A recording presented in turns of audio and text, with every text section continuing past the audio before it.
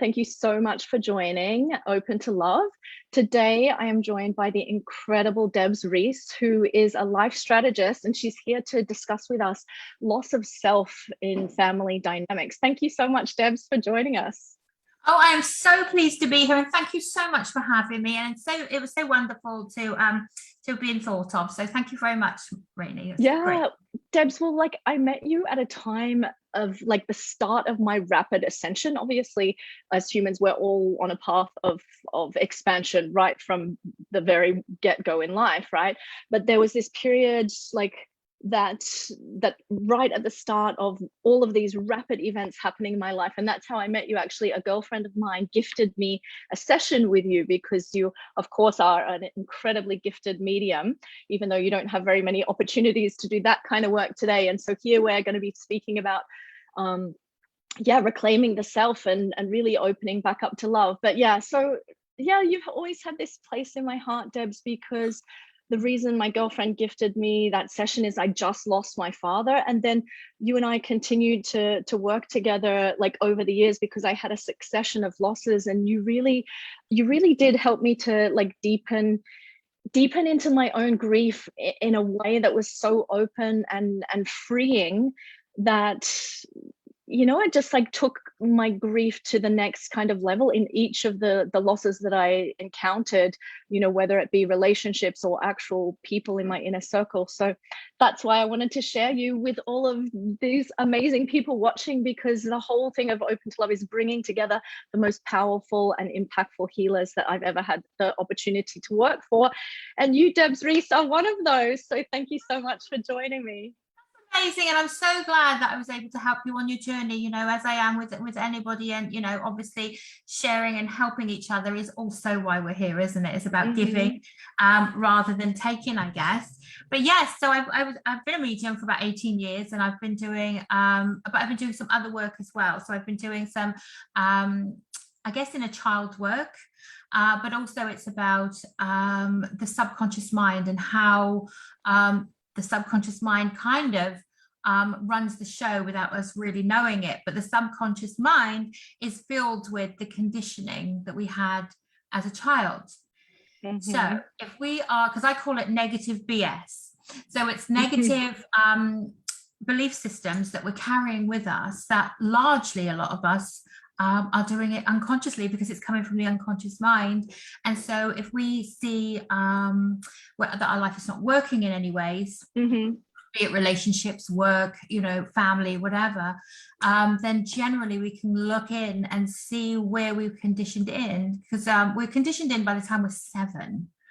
So whatever the family dynamics that are going on within that time, it becomes our model of the world. It becomes our reactions to everything. It becomes, to relationships, what we expect, what we think we deserve. All of these things are kind of programmed in.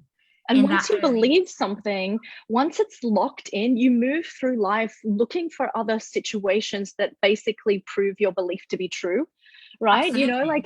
We just continue to attract the same thing.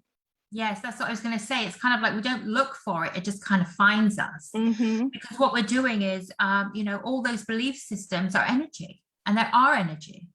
And so our energy is vibrating on a certain level, and therefore the people and the circumstances that resonate with that are going to come to us automatically. And Debs, how do you go about, working on the subconscious beliefs and programming? And by the way, everyone, I am so excited to speak to Debs. Out of all of the panelists for all of the 10 days, this is the topic that's most closely related to my own personal practice. So I'm all about subconscious beliefs. So I'm really interested to hear how you help people to make that shift, or how we train ourselves to get out of those negative, how you call it, BS problems. Yes, negative BS. So so what I do is I first go into the family dynamics. So I work on with the client about because we all have a childhood role. We all have at least one. There's nobody on the planet that hasn't had a childhood role. Even if you've been brought up in a wonderful environment, you've still got a role. So what I do is I deep dive into what somebody's role is, or roles, and then by asking all the questions about the different relationships within the family, you know, how it was with mum and dad, how they were together, what was your relationship with individuals, you know, members of your family, your siblings, very important as well, any grandparents. And so I work in to deep dive into the role that you would have had, but not only the role that you would have had, how you would have interacted with each family member, and what you felt like you had to be or had not to be, not allowed to be. So, because we do find that in families as well, that you can't just have one, sorry, you don't have more than one child having a childhood role. So if childhood roles can be the very basic ones, drama queen, rebel, that lost me now, it must be 7 a.m. Yeah, so drama queen, you know, mummy's helper, daddy's princess, the good girl, the good girl, the intelligent one, the pretty one, the handsome one. So we've got all of these roles, and we've probably got a couple there going on. So once that's set in, because of the labels also our parents put on it, but it's not just as simple as that. Then we go into, you know, it's what our worth becomes because of that. 100%. And anyone who's watching live or in the replay, just go ahead and type in some of the roles in which you can identify as being something that I've had some of the ones that you mentioned, like the rebel. I also had like the easygoing one, which as I was younger, it was like the easygoing one, and then turned into cool Rani, you know, like the girlfriend that went ahead and went along with stuff that wasn't necessarily aligned with me, or that I didn't feel okay with, like just no boundaries. So go ahead and type what you guys are relating to here in terms of the roles that you have played at different stages of your development. Yeah, because within that, you'll find patterns. So now we're looking at, after the role, we'll see where the patterns are. So if you have been in relationships and all your relationships have had your partner be emotionally unavailable to you, right? So you can then start to look back in all the relationships these you know, my clients have had, and see where we find the patterns as well. So then from those patterns, you'll find out where your worth is situated. And then what happens is there's a lot of changing up of belief systems. Now, the way that you do that is through affirmations. I mean, you can do this through hypnosis as well, you know, but there's affirmations, visualizations. They're the most important two things that you can do, because basically, I mean, because we work for 95% from our subconscious mind every day. Now, that's a scary prospect, because if you're working 95% of things that were happening when you were 7 and before, it's kind of like that's a scary prospect. We only kind of have around 5% new thoughts every day. Wow. So that's really important to know as well. So anyway, so your subconscious mind is full of these beliefs. Now, thought patterns, if you have enough of the same thought patterns, they'll end up a belief. So the way that affirmations work is, it's not just telling yourself a wonderful thing about yourself. You know, it's all about what you believe right now. You want an affirmation that absolutely flips that on its head. Yes. And so that what you're believing, you know, so what you're thinking consciously, because you're consciously then creating your life, aren't you? Yeah. So then you're reversing it, right? You're basically taking whatever you can identify and flip it. Yeah, and the more you say something to yourself, the more it becomes a belief. Yeah. So obviously, when you start saying an affirmation that you don't believe, and you're going to think, well, why am I doing this? And this seems a bit silly. But what happens is, the more you tell yourself something, the more it becomes a belief. And the second that it becomes a belief, Rennie, is that's when we start to manifest the life that we're looking for, the life that we deserve, a life with joy and freedom. It's a freedom to be yourself.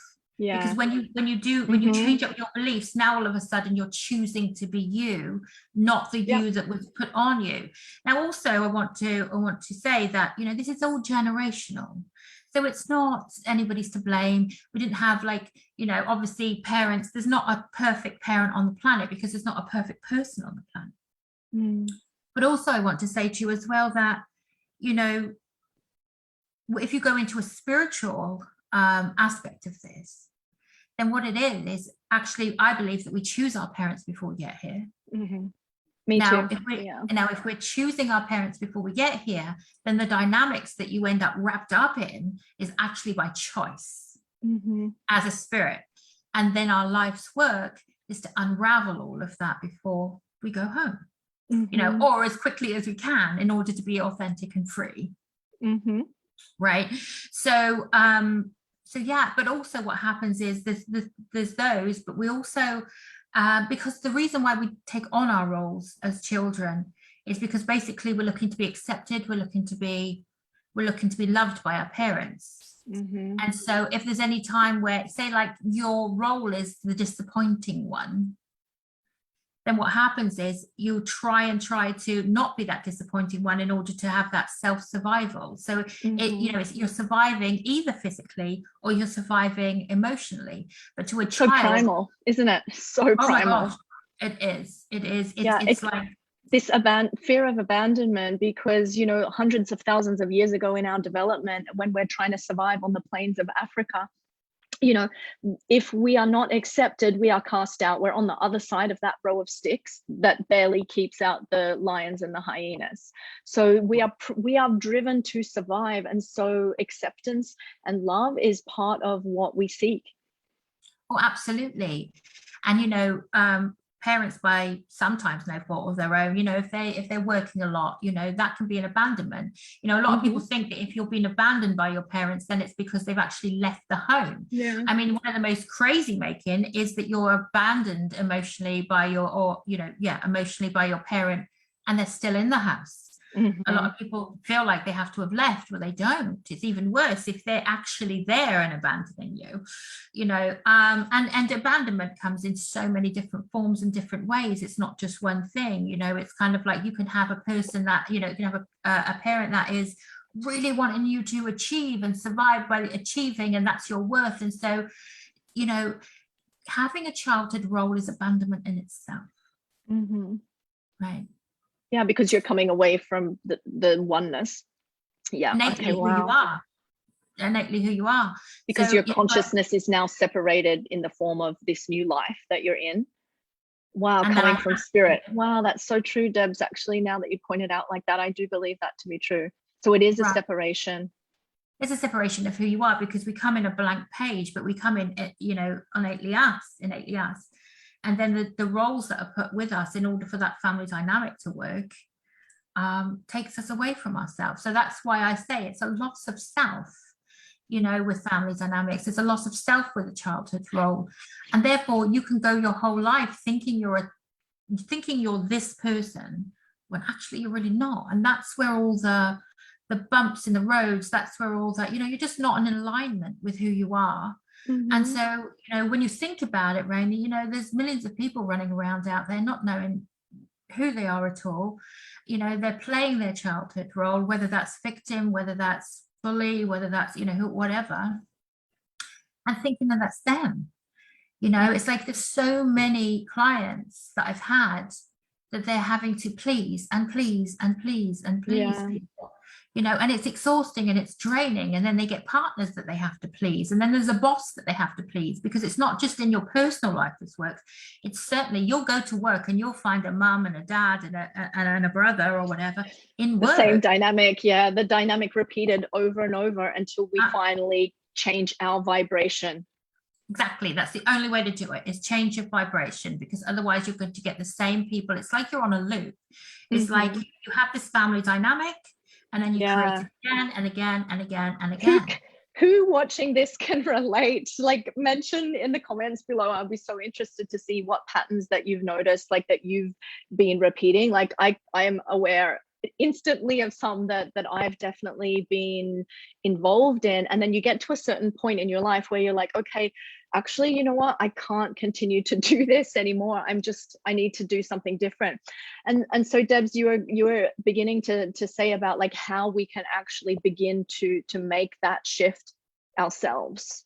Yeah, that's it. So I mean, you're talking about yourself there, Rainey. You know, what roles did you feel like you had? If you don't mind doing this today. No, 100%. Oh, that's exciting. I get to be in the hot seat.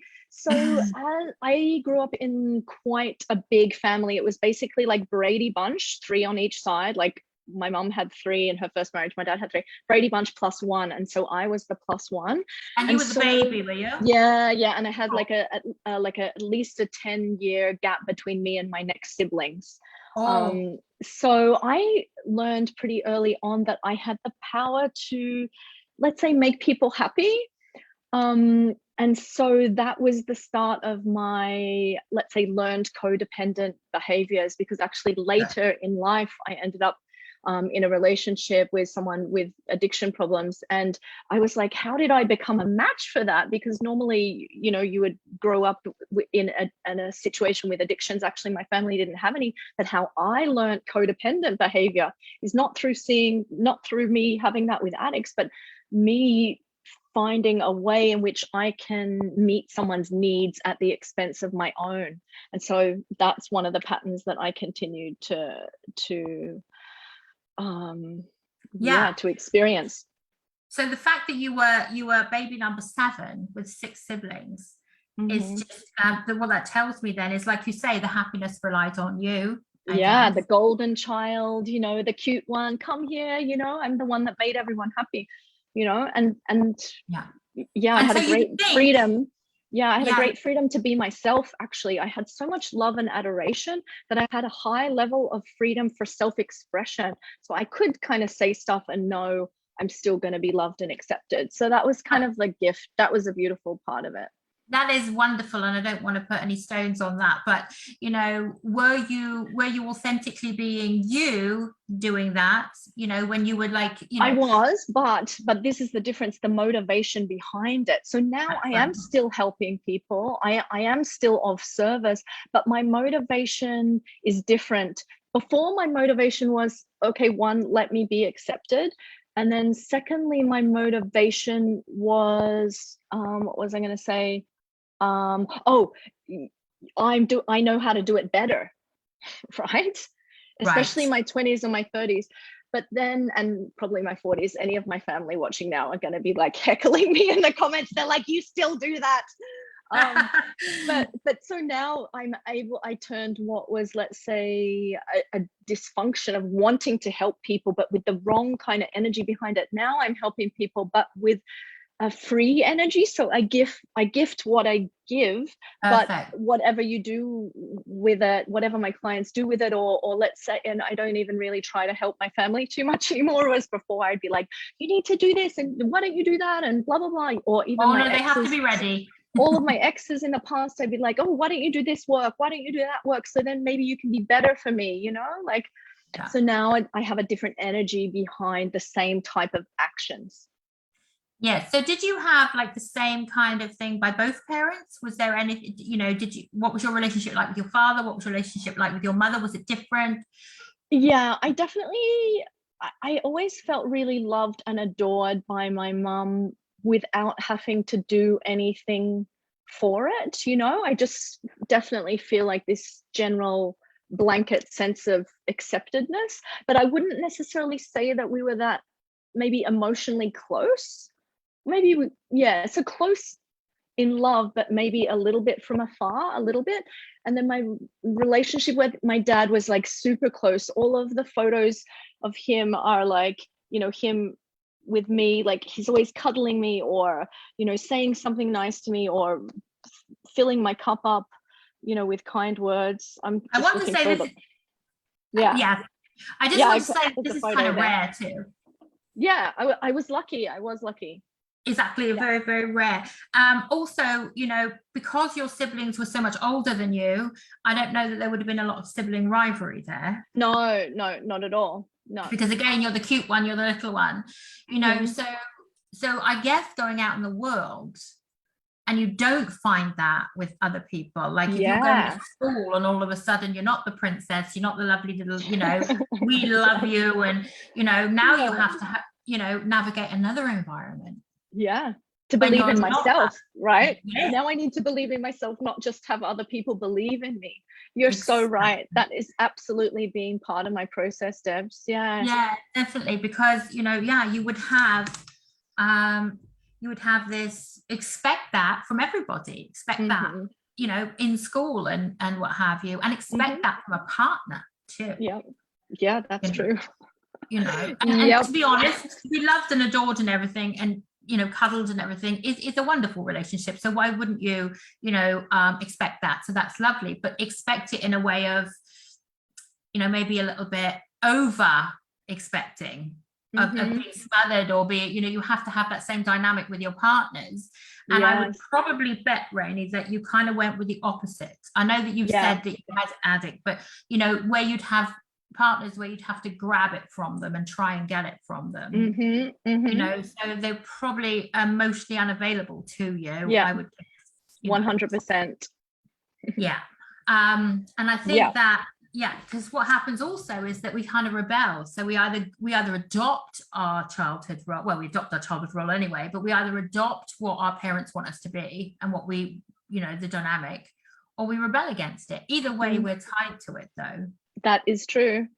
Right. So people think that if you've rebelled against your mum, I'm never going to be like my mother, I'm never going to be like my father, you know, I'm going to be different with my kids. But, you know, if you go to the opposite part of that, of what they were, then all of a sudden now you're still tied to it. So you're still not being yourself.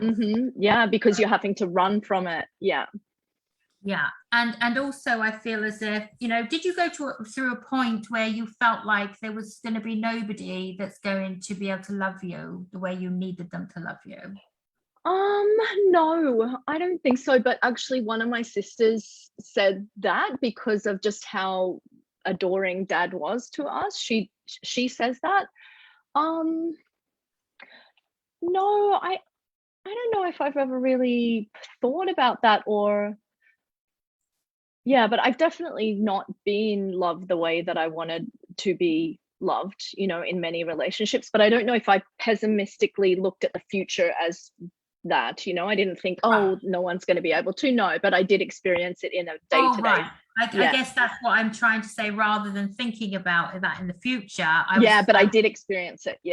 Right, I guess that I said that wrong, but so because I'm feeling there that now you've got something to, you know, everybody that comes in your life has got something to live up to. That's true. You know, and they're all. Oh my God, you're like you're really hitting the nail on the head. I'm wondering like how much of your psychic powers you're using now. And well, I think that somewhere it comes in with my work. I think it has to. But your intuition, it's who I am, you know. But I feel like I just feel that's going to be maybe a little bit a disappointment, right? So there's disappointments for you. And then maybe at times you felt like it was, you know, not a good relationship. Yes. When actually it could have been a good relationship. It's just that, you know, there's a disappointment for you. Yeah. With it as well. And I think that, So are you in a relationship now, Rainey? I am. Yeah. Yes. And has it taken you quite a long time to get to the right one? Yeah, I feel that it's definitely taken me some time to be able to process in due time my loss of trust within myself as a result of losing my last relationship. So I went ahead and attracted an amazing person, but I couldn't kind of step into it because I wasn't trusting myself, because in the previous relationship there'd been betrayal that I didn't know about. And so for quite a long time, for 5 years. And actually anyone who's interested in this topic of betrayal, tune in for Emily Gough's session tomorrow. It's going to be incredible. We're talking all about closure and betrayal and loss. so I lost trust in myself. What was your question? Did I did it take time for me to come to this relationship? Yeah, it definitely did. Yeah, so I'm just kind of still learning to trust myself, because then I was really thinking to myself, how could have I made those decisions? How could have I not seen this? What is wrong with my intuition, with all of that?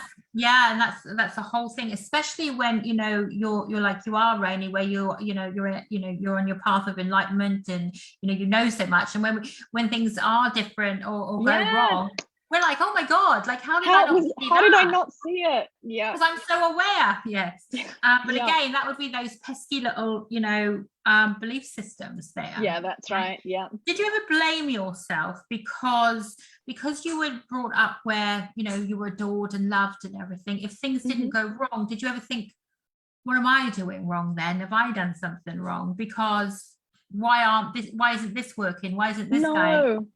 I don't know why, but no. Well, that's good.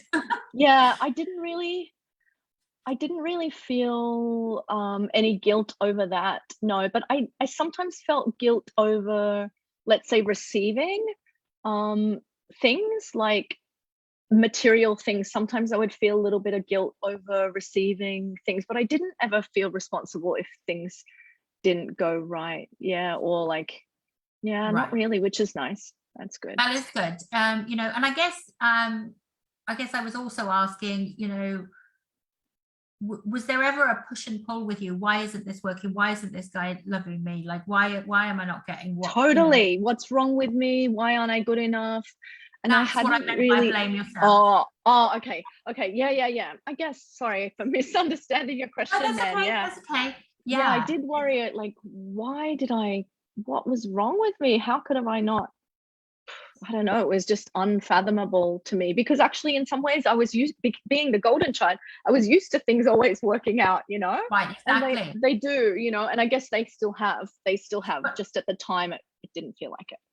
I think that yes, of course. I think that it's great, Rani, that you have, is it Rainey, Rani? I actually get both. So I say Rani, but I have a lot of my really close friends who call me Rainey, and actually none of them are watching. None of them, I invited them to the group and they didn't join. So yeah, I do have a crew who call me Rainey. So yeah, I like that you call me that.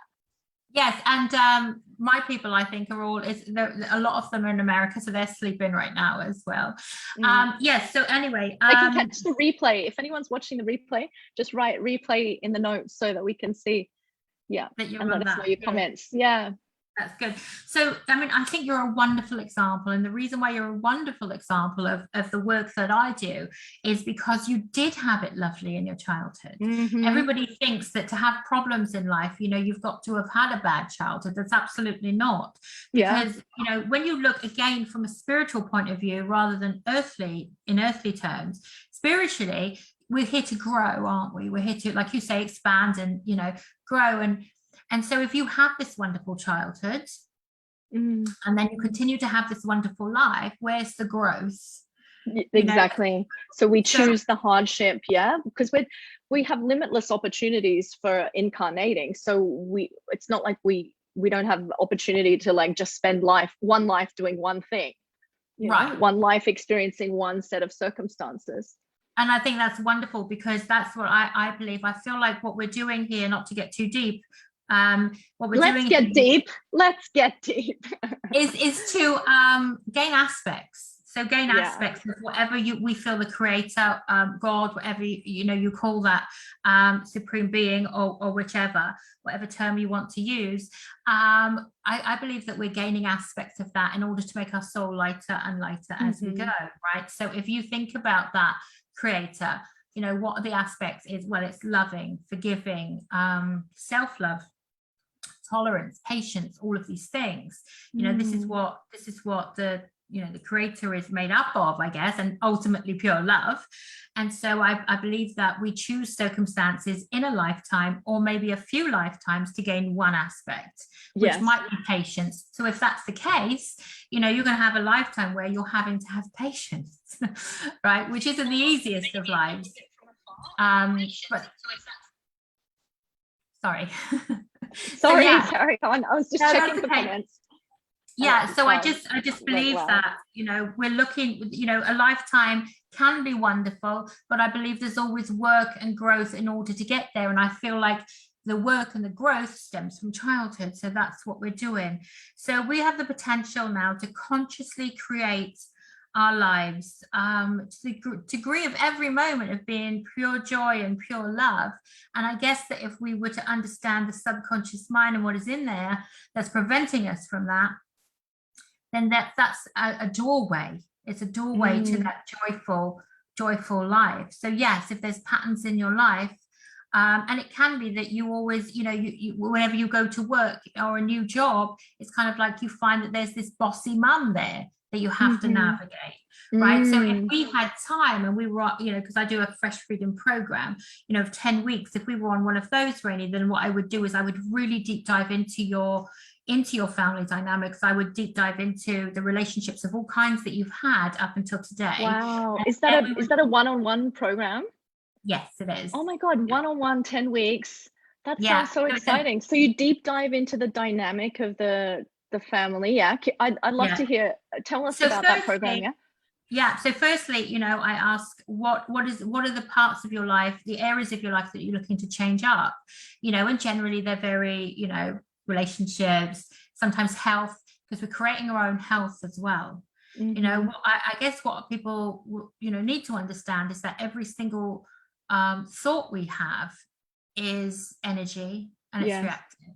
So it goes out and it comes back to us.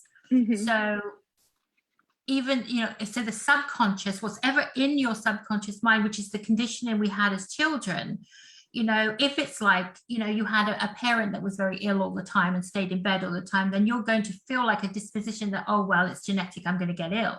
So therefore, even if you don't think that consciously every day, that's running in the background. There's so many thousands of different variants of thoughts and beliefs that we carry. And it's so deep, it's like a well in there. It's not just, oh, I always, get into dysfunctional relationships. I mean, that's just the surface lot. There's so many other belief systems that we've got going on that don't serve us. It's our worth is tied up in all of that too, right? So also, because disease is dis-ease, as everybody's knowing, so it's a dis-ease. It comes from stress. It comes from, if you've got too much cortisol running in your body because you had a very tumultuous, if that's the word, upbringing where there was some, abuse and violence and things like this. So you're always ready and you're always on that ready. Yeah, fight or flight or freeze. Yeah. Yeah, or freeze. So if you've got that running in your body, that's going to create illness. Rather than wellness.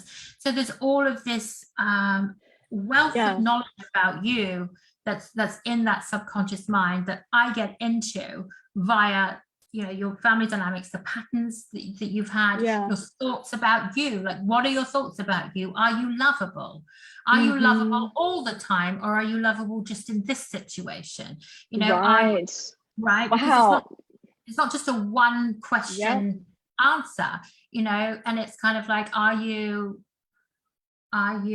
good for other people? Do you feel like you're bad? Do you feel like you're a bad person? Do you feel guilt? I mean, guilt is one of the biggest things, especially when it comes to dysfunctional families and functional families, but the guilt. I mean, if people are running around feeling guilty all the time, which a lot of people do, on the little things, am I being a good enough parent? Am I being a good enough partner?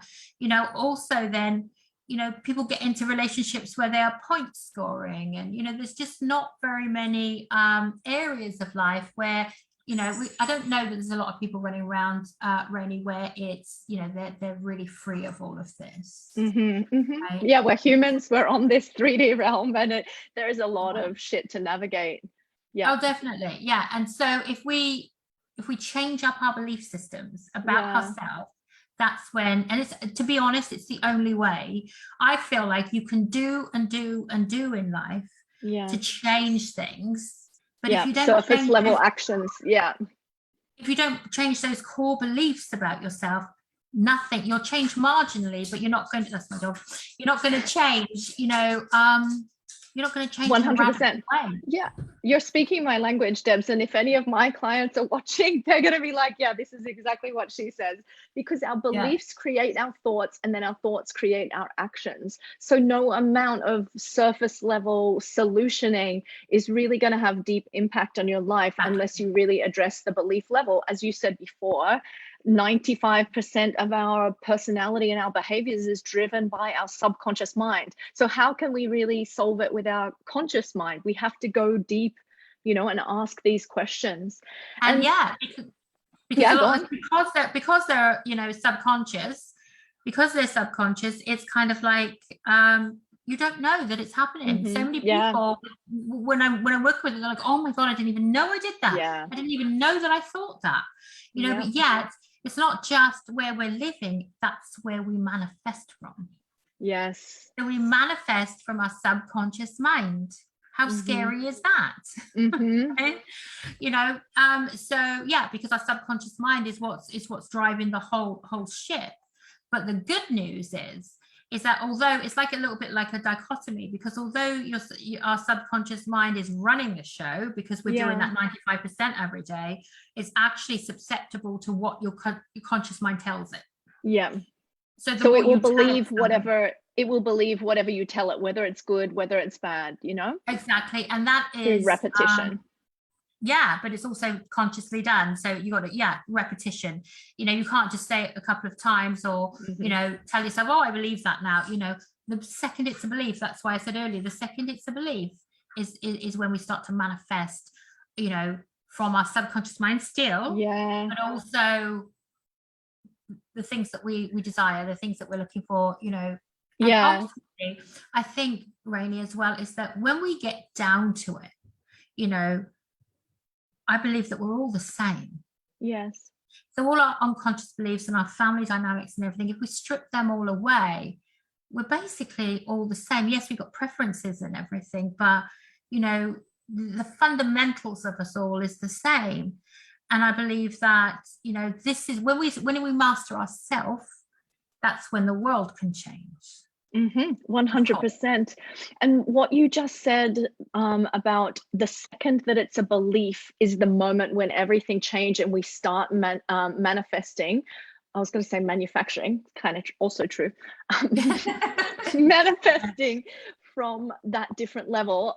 Let me give you guys who's watching an example. Like what Debs is talking about, it's the difference between, let's say, knowing something and then knowing it, you know? Yes. So I've had examples of, let's say I was trying to attract a certain house and I found the house I wanted and I made the application and I just had this like niggling, like let's say I was only like 70%, or maybe it happened with a job interview. You went for the job interview, it went so great, you go like but then there's this moment where you switch from like kind of like knowing you're in for a good chance to knowing you're in with a good chance, like to feeling it, to believing it.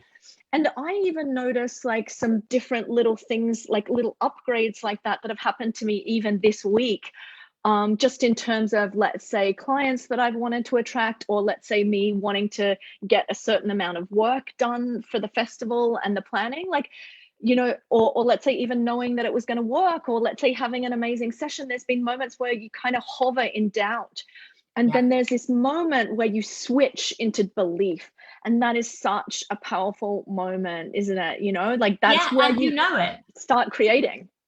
Exactly. No, you're always creating, actually. You're always creating. But I mean, that's where you start creating what you wanted, or like what you said you wanted, or what you were going after.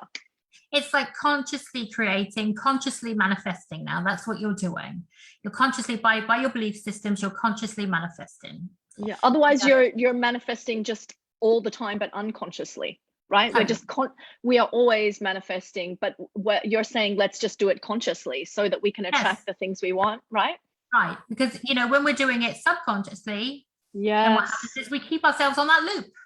Yeah, we're just on the same loop, attracting in the same people and the same thing. You're on a little hamster wheel of the same stuff. Now you know, so like you break up with somebody, and then there's this new person in your life, and all of a sudden they're completely different. Like they look different, their job is different, everything is different about them, and yet you'll end up feeling the same. Yes. as you did in the last one, because it's not about that. It's about the bottom line here is that if you are, if you'll find that you'll go from one abusive relationship to another, or one wonderful relationship to another, or whatever. But that's that unconscious, not unconscious, but subconscious manifesting that you're doing, and you're doing that from all the dynamics that happened by the time you were 7. I remember there was this cardinal high up in the Catholic Church, and he said, give me a child till he's 7 and I'll have him for life. That's what he meant. Wow, that's what he meant. That's creepy as fuck, because it's true. Like, we really are, our wiring is practically done at that age.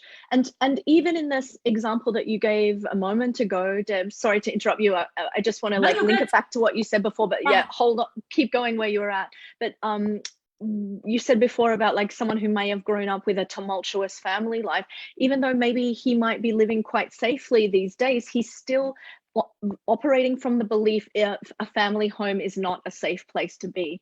And so even so, we move through life and we're decades past it, but we haven't updated the belief system, and that belief might not even be relevant anymore. So it's really just locked in. It probably isn't.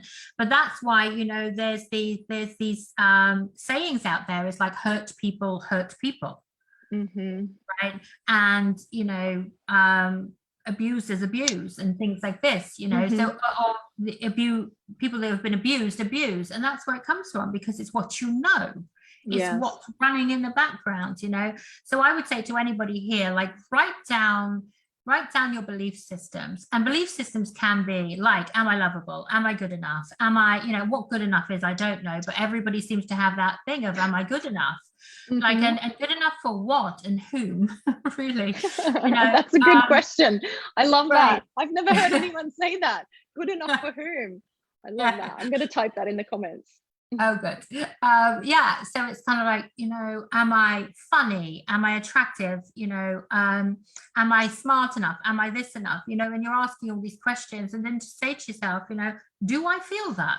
Do I feel good enough? Do I feel smart enough? Do I feel lovable?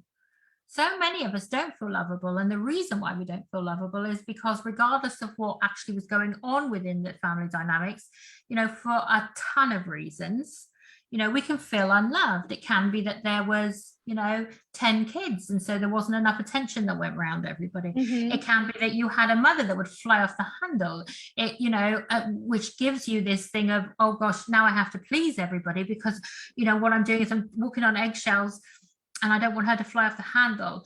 And also, that's where panic attacks come from. If we think of panic attacks, we can get an outside trigger for a panic attack, but we've got no memory of it.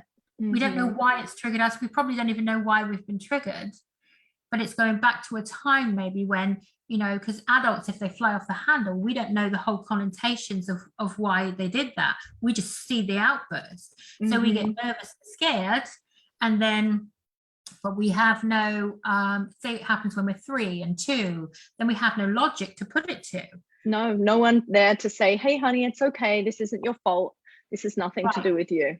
Right. Yeah, but you conclude something like, oh, no one sees me, or you conclude, oh, love's not available to me. Whatever it is that you conclude, it's the conclusion of a 3-year-old. Right.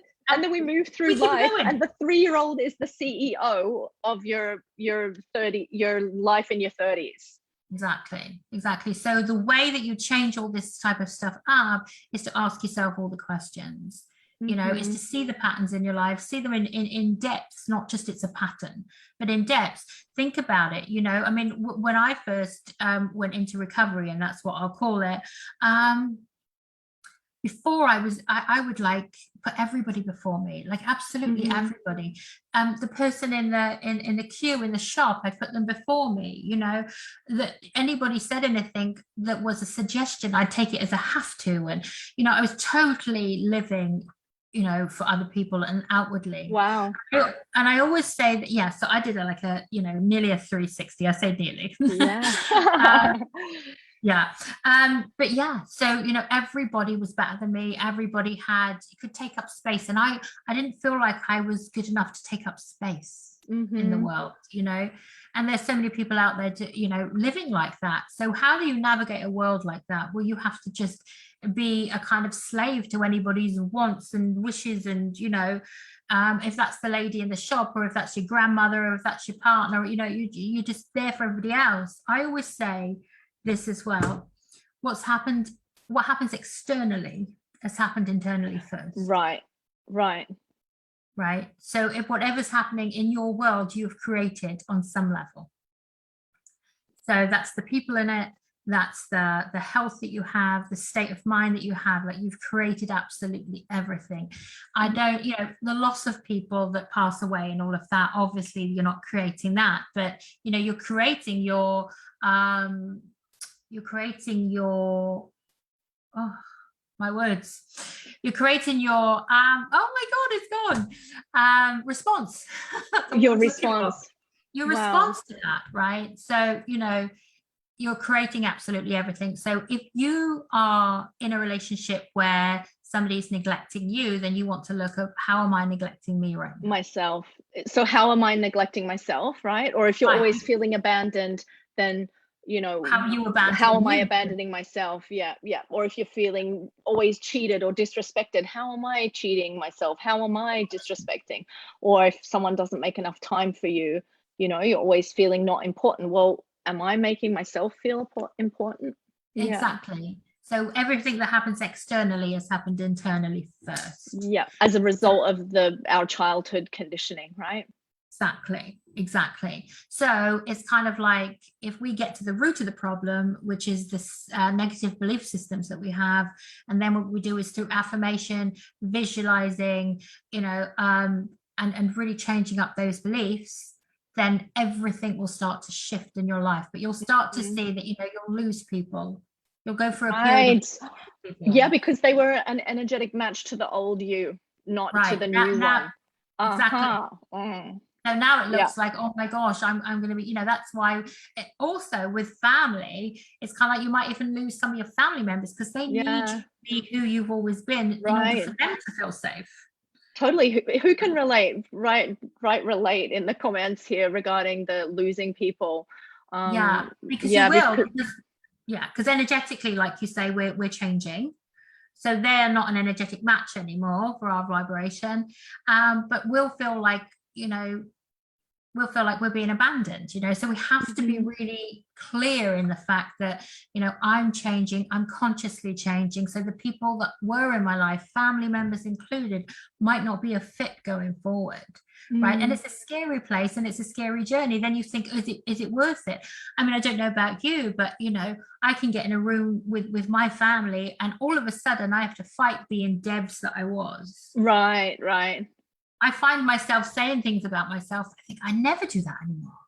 Yeah, right. So out of the ordinary. Yeah. Slip right back into that role because you're around them, right? So be aware of that. Who do you become when you're around your family? As opposed to new people in your life, or new friends, or a new partner. Like, what happens when you get around your family? These are all clues to what your patterns are, what your beliefs are. Right. And so, Debs, how did you do that almost 360 from, someone who grew up not really believing in her self-worth, who thought everyone was, should be put ahead of you? What kind of led you on this journey of self-discovery and coming back to self? Right. I mean, it's taken, quite a long time. And I believe that's just because I wasn't educated in what you can do. So, but I kind of went the long route round, right? So, there was a time where in my mid-20s where, I kind of had a breakdown where I just couldn't, because I couldn't just do it anymore. So I went into therapy and counseling. So I did all of that. Then through that, my mediumship came in, and I have learned so much from my mediumship. I've learned so much from what comes through from the other side for the people that they love. I mean, about how the universe works, what's important, all of those foundational things. Yeah, I imagine. Exactly. Oh, massively, and that kind of helped me grow so much. So as I was so much wisdom. You Oh bring my so God. much wisdom and freedom to people. You know, you sent me over your bio. I'm like, yep, that is what she does. You know. Yeah, so you need, I learned so much from that. So that was an absolute blessing, and I still do mediumship, and I still absolutely love it, because fundamentally people need to know that the people that they love us, they're going to see them again one day, and that's the only reason why I do the job, right? Not the only reason I love it, but also, seeing that, giving back people to the people here is amazing to me. But yeah, they've come through with so much wisdom and so much about how the world works. That's why that's where I got that. We're gaining aspects of the creator as we go through lifetimes. Wow. So that's where I got That's that so from. beautiful. Isn't it So wonderful? you just like you basically downloaded all of this wisdom from the beautiful spirits that you bring through for people. Wow, yes, Debs. because it's the love they have for their people that they're telling them this is how, because ultimately, Rainey, there's nothing we really need to do. There's nothing we really need to be. We just need to be ourselves, but we just need to get back to that self, because a lot of us don't know who that is. We're taking up hobbies, and we're taking up jobs, and we're taking up, relationships and things, and we don't even really know if this is what we want. That's why there was a quote from a guy, and I forget who it was, but he said the majority of men are leading lives of quiet desperation. What? Isn't That's that sad? so sad. It's so sad. And I believe that's the root cause, is because you're not being your authentic self, right? You're doing what you think you should. I mean, you said this morning when we first met about me being a makeup lady. Well, I learned that from my mother, because she wouldn't leave the house without her makeup on. So is that really me?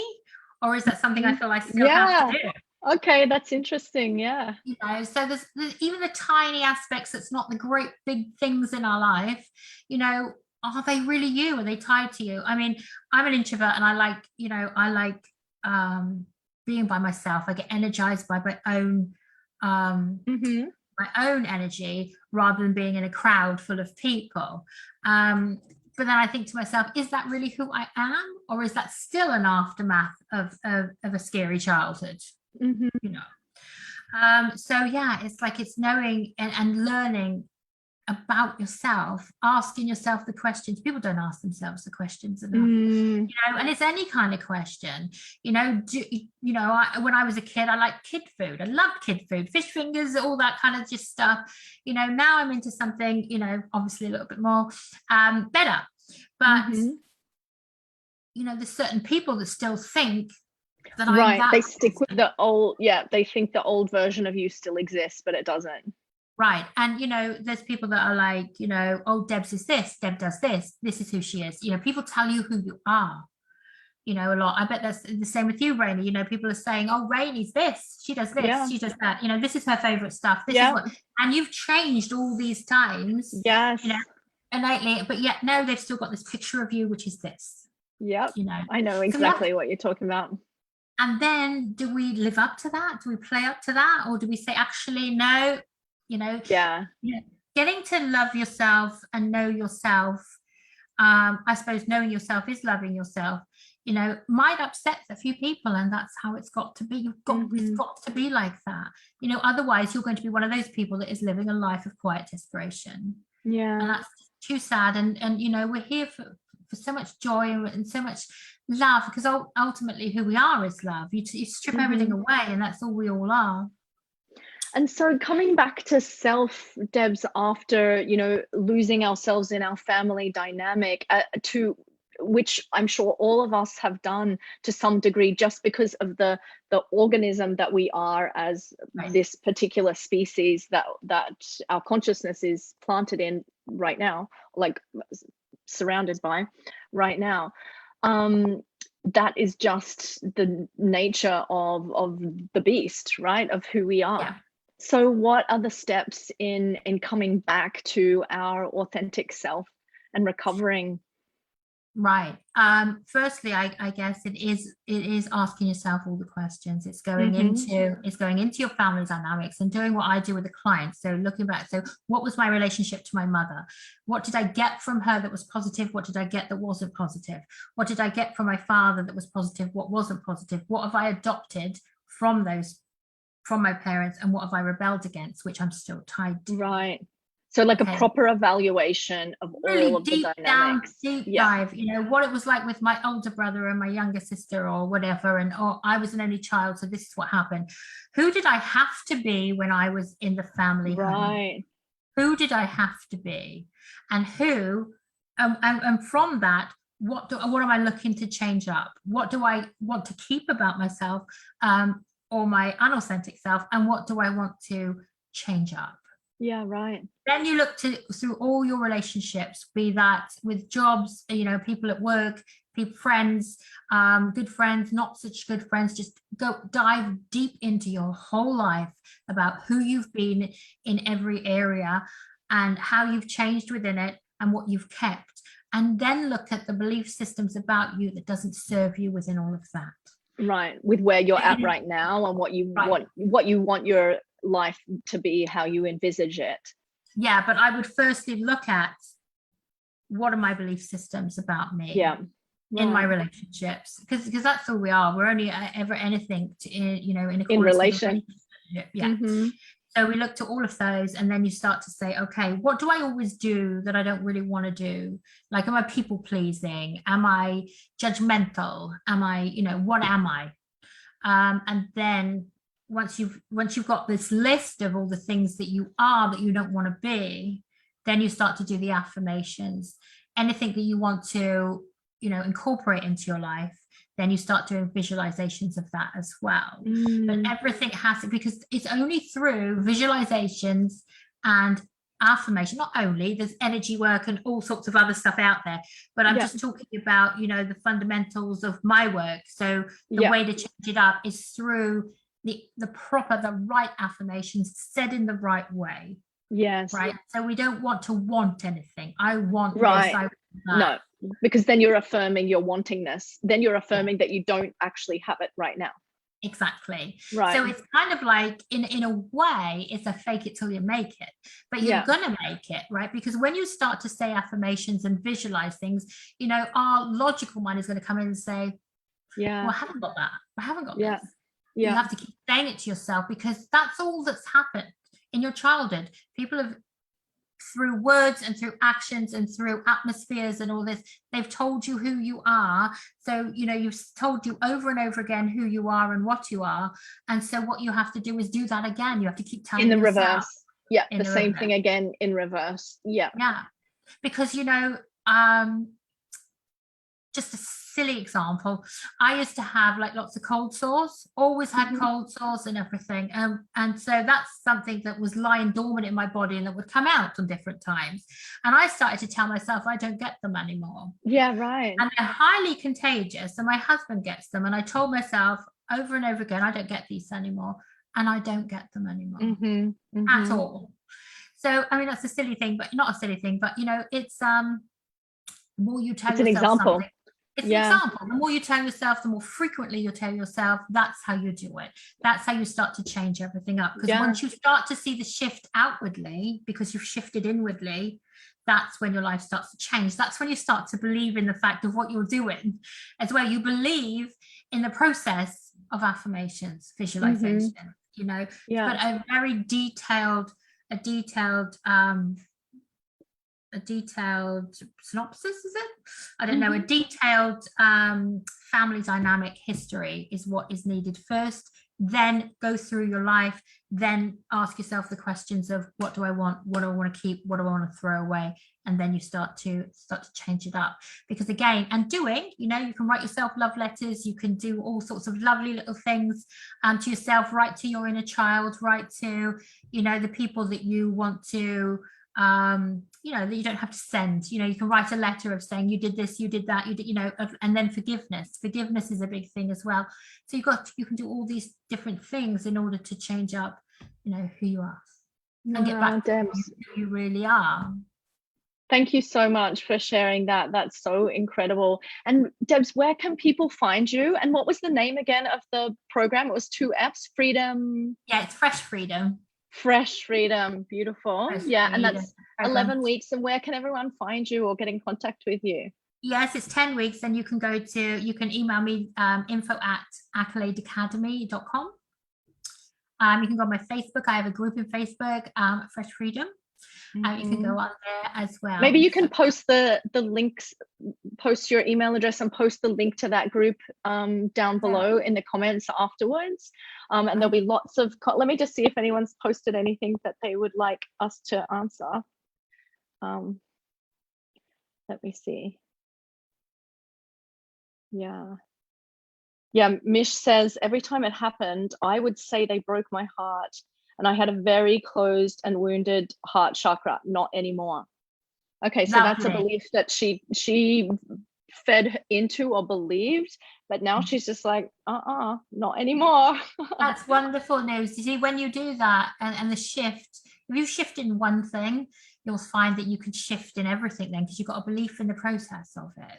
Yes. You know, a lot of people think that if you just tell yourself something, then you're being a bit delusional, but it's not the case. Yeah, and Taylor can also relate as well, you know, to the dynamic conversation that we were talking about earlier.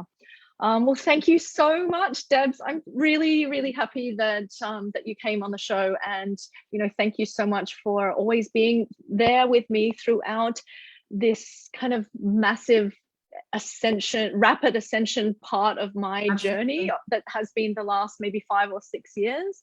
And so for anyone, you're a beautiful, beautiful soul. You really, really are wonderful. Every time I see you and every time I see your work, I'm like, oh my God, this woman is absolutely beautiful inside and out. So I'm really happy to have been here. I hope it was okay, because it was early for me. It was awesome. No, you did so good. You know, I'd love to do like a workshop with you where we could do like a inner child thing. You can unpack like all of the dynamic in like let's say the morning session, and then in the afternoon I can do like the deep hypnosis reprogramming part to really solidify the new beliefs.